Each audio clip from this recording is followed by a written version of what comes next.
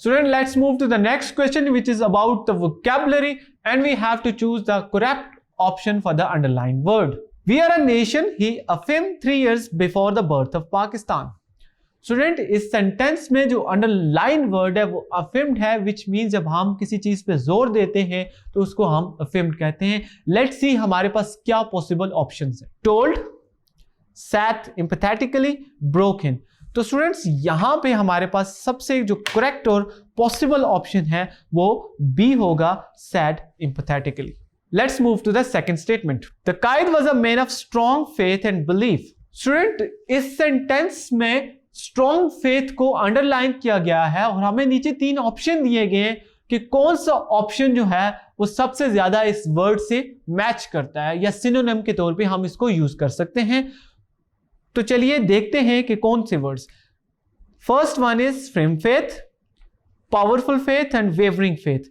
तो student frame faith जो है वो हमारे पास बेस्ट ऑप्शन है कि पुख्ता यकीन. स्ट्रॉन्ग फेथ मींस पुख्ता यकीन. Let's see the third statement.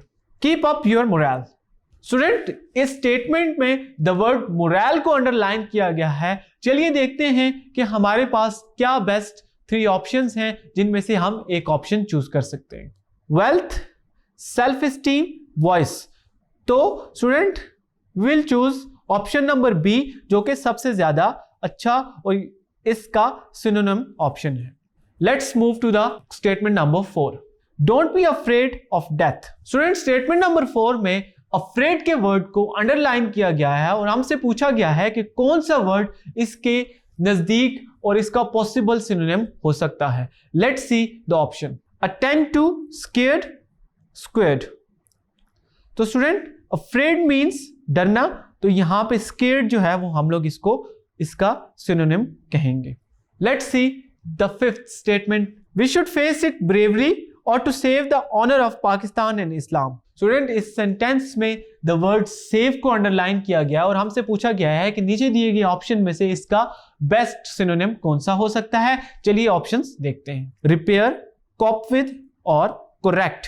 तो यहां पे फेस का मतलब कॉनोटेशन मतलब हम लोग इसको कॉप करना लेंगे, इसको फेस करना यानी उसका सामना करने के तौर पे लेंगे. आई होप आपको ये एक्सरसाइज समझ आई होगी. Let's move to the next exercise.